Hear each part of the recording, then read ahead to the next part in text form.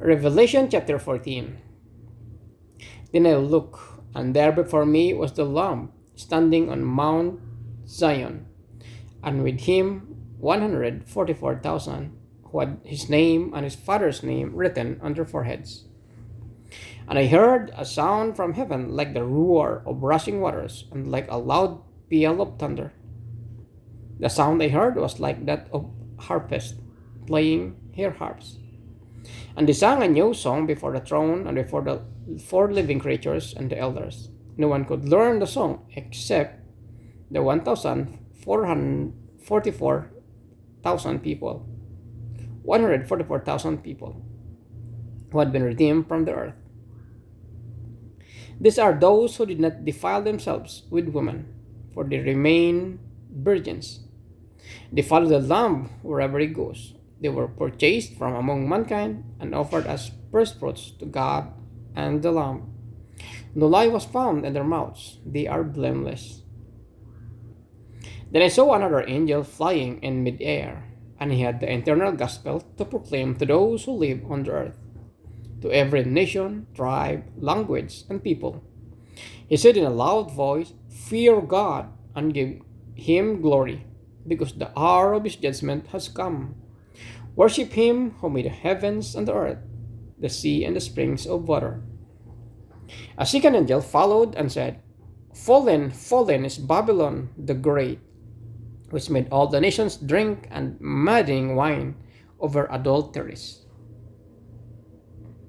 The third angel followed them and said in a loud voice, "If anyone worships the beast and its image and receives its mark on their forehead or on their hand, they too will drink the wine of God's fury, which has been poured full strength in the cup of his wrath. They will be tormented with burning sulfur in the presence of the holy angels and of the Lamb. And the smoke of their torment will rise forever and ever. There will be no rest day or night for those who worship the beast and its image, or for anyone who received the mark of its name. This calls for patient endurance on the part of the people of God who keep his commands and remain faithful to Jesus. Then I heard a voice from heaven say, "Write this, blessed are the dead who die in the Lord from now on." "Yes," says the Spirit, "they will rest from their labor, for their deeds will follow them." I looked, and there before me was a white cloud, and seated on the cloud was one like a son of man, with a crown of gold on his head and a sharp sickle in his hand. Then another angel came out of the temple and called with loud voice to him who was sitting in the cloud, "Take your sickle and reap, because the time to reap has come, for the harvest of the earth is ripe."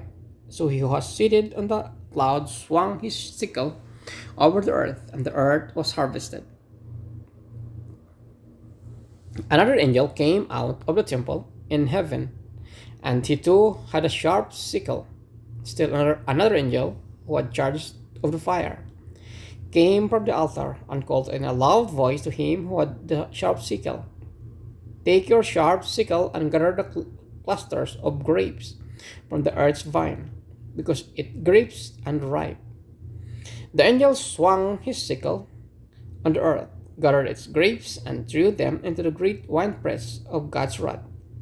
They were trampled in the winepress outside the city, and blood flowed out of the press, rising as high as the horses' bridles for a distance of 1,600 stadia.